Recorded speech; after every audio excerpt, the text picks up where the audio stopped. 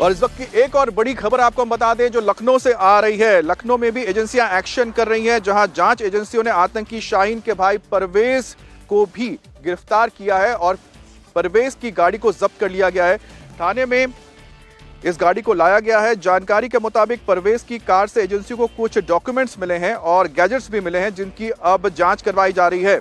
UP number की car के शीशे पर लखनऊ के गुडुम्बा की इंटीग्रल यूनिवर्सिटी का गेट का पास भी लगा हुआ मिला है और यह गाड़ी सहारनपुर से खरीदी गई थी, जिसके डॉक्यूमेंट्स चेक किए जा रहे हैं। यूपी एटीएस ने इस मामले में डॉक्टर परवेज को हिरासत में लिया है। आगे की पूछताछ की जा रही है। घर में कल तलाशी भी ली गई थी, जिस दौरान परवेज के लैपटॉप की जांच से पता चला है कि डॉक्टर परवेज अपनी बहन शाहीन और कश्मीरी डॉक्टर मुजम्मिल शकील से ऑनलाइन जुड़ा हुआ था। परवेज में आतंकी हमले में साजिश में शामिल था या नहीं, इसको लेकर आगे की अभी पूछताछ हो रही है, लेकिन उसके पास से कुछ संवेदनशील ठिकानों की जानकारी मिली है और ये बताया जा रहा है कि उसने रेकी की थी अयोध्या और लखनऊ के कुछ एरियाज की। तो इसके बाद जो एटीएस है यूपी की और ज्यादा सतर्क हो गई है और डॉक्टर परवेज जो डॉक्टर शाहीन का भाई है उससे आगे की पूछताछ की जा रही है। उससे जो डॉक्यूमेंट्स मिले हैं, जो लैपटॉप मिला है, उसको भी खंगाला जा रहा है। अगली बड़ी खबर भी आपको बताते हैं।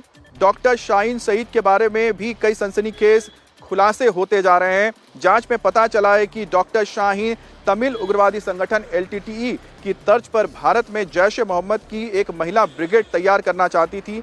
शाहीन एक बार तुर्की भी गई थी। ऐसे में जांच एजेंसियों ने यह पता करने की कोशिश की है कि उसने किससे मुलाकात की थी और जैश ए मोहम्मद के जरिए वो किस तरह के ट्रेनिंग सेंटर्स यहाँ पर खोलने की फिराक में थी। बताया जा रहा है कि जैश ए मोहम्मद की महिला ब्रिगेड जमातुल मोमिनीन को बनाने के लिए शाहीन ने सहारनपुर और हापुड़ में मिनी रिक्रूटमेंट सेंटर्स और कमांड सेंटर्स तैयार करना शुरू कर दिया था। उसके लिए जमीन तलाश रही थी और जैश ए मोहम्मद के चीफ मसूद अजहर की बहन सादिया अजहर के वो संपर्क में थी और उसने टेलीग्राम चैनल के जरिए जैश ए मोहम्मद के चीफ मसूद अजहर की बहन सादिया के संपर्क में आकर भारत में जैश ए मोहम्मद के महिला विंग को बनाने के लिए ट्रेनिंग सेंटर्स के लिए जमीन तलाशना शुरू कर दिया था। सहारनपुर और हापुड़ को रखा गया था। अगली बड़ी खबर मुर्शिदाबाद से आ रही है, पश्चिम बंगाल से।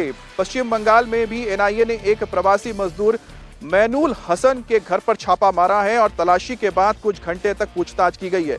बुधवार को नवग्राम थाना क्षेत्र के नीम गांव में मैनुल हसन के घर पर एनआईए पहुंची थी और कुछ घंटे पूछताछ करके वापस लौट गई। सूत्रों के मुताबिक मैनुल हसन दिल्ली या मुंबई में प्रवासी मजदूरों के रूप में काम करता था। बताया जा रहा है कि उस वक्त कुछ उग्रवादी संगठनों के सदस्यों के संपर्क में भी वो आया था और दिल्ली विस्फोट के बाद जांच अधिकारियों को मैनुल हसन का फोन नंबर मिला था, जिसके आधार पर एनआईए ने मैनुल हसन के घर पर जाकर तलाशी ली थी। उसके कुछ सदस्यों के साथ पूछताछ भी की थी और अब फिलहाल इस मामले में आगे की कार्रवाई की जा रही है।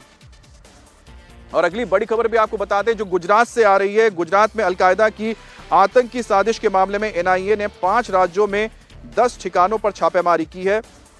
एनआईए ने बुधवार को अवैध बांग्लादेशी प्रवासियों से जुड़े पश्चिम बंगाल के अलावा मेघालय, त्रिपुरा, हरियाणा, गुजरात राज्य में चुनिंदा ठिकानों पर छापेमारी की है, जहां संदिग्धों और उनके सहयोगियों से जुड़े परिसरों की तलाशी ली गई है। तलाशी के दौरान कई डिजिटल उपकरण और साथ ही आपत्तिजनक दस्तावेज बरामद किए गए हैं, जिनकी अब फॉरेंसिक जांच होगी। अब इस मामले में गुजरात एटीएस को सूचना मिली थी कि हैदराबाद का एक शख्स सैयद अहमद मोइनुद्दीन आतंकवादी गतिविधियों में शामिल था और उसी के लिए अहमदाबाद वो आने वाला था। जांच करने पर पता चला कि अहमदाबाद में घूम रहा है और उसे